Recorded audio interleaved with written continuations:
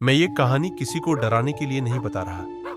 मैं इसलिए बता रहा हूं क्योंकि आज भी उस घर के सामने से गुजरते वक्त लोग अपने आप कदम धीमे कर लेते हैं और अगर जरूरत ना हो तो रास्ता बदल लेते हैं। उस घर को कोई भूतिया हवेली नहीं कहता, न वहां कोई तख्ती लगी है, न कोई चेतावनी। बस इतना कहा जाता है, उधर मत जाना। वो घर कोई खंडहर नहीं था, पक्का, 2 मंजिला, सड़क से बिल्कुल सटा हुआ। न दीवारें टूटी थीं, न छत गिरी हुई थी, न देखने में कुछ अजीब। लेकिन एक बात हर किसी को खटकती थी, घर हमेशा बंद रहता था और ताला अंदर से। दिन हो या रात, दरवाजा बंद, खिड़कियां बंद, और फिर भी गांव के लोग कहते थे कि घर खाली नहीं है। मैं उसी गांव का हूं। 2016 में मेरी उम्र 22 साल थी और मैं कॉलेज की छुट्टियों में शहर से घर आया था।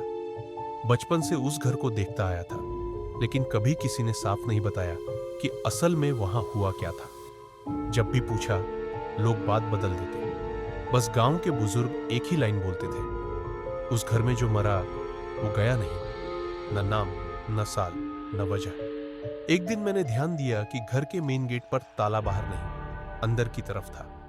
पास खड़े एक आदमी से मैंने पूछा कि ताला अंदर क्यों है। वो बिना हंसे बोला, क्योंकि अगर बाहर लगाया तो कोई अंदर चला जाएगा। उसकी आवाज में डर नहीं था, बस पूरा यकीन था। धीरे धीरे पूरी बात सामने आई। उस घर में पहले एक छोटा सा परिवार रहता था, माँ, बाप और उनकी एक बेटी। लड़की ज्यादा बड़ी नहीं थी, शांत रहती थी, गांव में किसी से ज्यादा बात नहीं करती। लोग कहते हैं कि उसने फांसी लगा ली थी, लेकिन जो बात किसी को समझ नहीं आई वो ये थी कि उसकी लाश दरवाजे के पास मिली थी, जबकि जिस कमरे में पंखा था वो घर के अंदर था। जिस रात वो मरी, उस रात माँ बाप बाहर गए हुए थे, घर में सिर्फ वही थी। पड़ोसियों ने बताया कि उस रात घर से एक नहीं, 2 लोगों की आवाज आ रही थी। न जोर से बहस, न रोना, बस धीमी बातचीत। लेकिन अंदर सिर्फ लड़की थी। पुलिस ने जब दरवाजा तोड़ा तो कुंडी अंदर से बंद थी, और सबसे बड़ी गड़बड़ ये थी कि अगर लड़की ने फांसी लगाई तो उसे उस कमरे तक पहुंचने के लिए दरवाजे के पास से आना ही पड़ता। फिर सवाल उठा, वो दरवाजे तक पहुंची कैसे?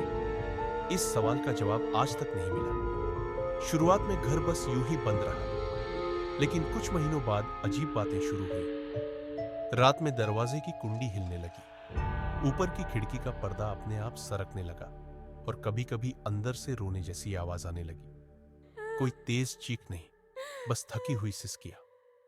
बारिश के बाद घर के सामने मिट्टी में पैरों के निशान मिलते थे, लेकिन निशान ऐसे होते थे जैसे कोई घर की तरफ जा रहा हो, कभी बाहर की ओर नहीं। एक रात गांव के 3-4 लड़के मजाक मजाक में उस घर के सामने रुक गए। दरवाजा बाहर से बंद था। उन्होंने आवाज लगाई, कोई है? कोई जवाब नहीं आया। तभी अचानक अंदर से कुंडी हिली, बहुत धीरे, जैसे कोई सोच रहा हो कि खोले या नहीं। एक लड़का बोला, चलो यार, कोई अंदर है। बाकी हंस रहे थे। फिर दरवाजा थोड़ा सा खुला, बस इतना कि अंदर का अंधेरा दिखे। अंदर से 2 कदम आगे आए। दरवाजा और नहीं खुला, कदम भी रुक गए। तभी अंदर से एक लड़की की आवाज आई, बाहर कौन है? आवाज साफ थी, डरी हुई, और यही बात सबसे ज्यादा डरावनी थी, क्योंकि वो आवाज उसी लड़की की थी जो मरी हुई थी। लड़के भाग गए, पीछे से कोई नहीं दौड़ा, कोई चिल्लाया नहीं, बस दरवाजा फिर अंदर से बंद हो गया। 2 दिन बाद गांव के बुजुर्ग चुपचाप उस घर के सामने इकट्ठा हुए। न तंत्र मंत्र, न शोर, बस देखते रहे। फिर सबसे बूढ़े आदमी ने कहा, अब ये फिर शुरू हो गया है। गांव में कहा जाता है कि बच्चे और कुत्ते पहले देख लेते हैं। कई बच्चों ने बताया कि दीदी खिड़की से देखती है। दीदी पूछती है, अंदर आओगे? रात में कुत्ते उस घर के सामने जाकर बस खड़े रहते, भौंकते नहीं, और फिर धीरे धीरे पीछे हट जाते। एक बार सरकारी आदमी आया और बोला कि घर को सील कर देते हैं। पूरा गांव एक साथ बोला, बाहर से बंद मत करना। क्यों? इस सवाल का जवाब किसी ने नहीं दिया। कई साल पहले एक आदमी ने चुपके से बाहर से ताला लगा दिया था। सुबह देखा गया कि ताला टूटा नहीं था, लेकिन दरवाजा खुला था और ताला घर के अंदर पड़ा था। उस आदमी ने गांव छोड़ दिया। एक रात में खुद उस घर के सामने खड़ा था। चारों तरफ सन्नाटा था। तभी अंदर से बहुत हल्की आवाज आई, अंदर आ जाओ। आवाज डरावनी नहीं थी, बस अकेली थी। मैं भागा नहीं, लेकिन रुका भी नहीं। घर आज भी वही है, बंद, शांत, और गांव में आज भी कहा जाता है वो बुरी नहीं है, बस अकेली है। लेकिन जो अंदर चला गया वो फिर अकेला बाहर नहीं आया।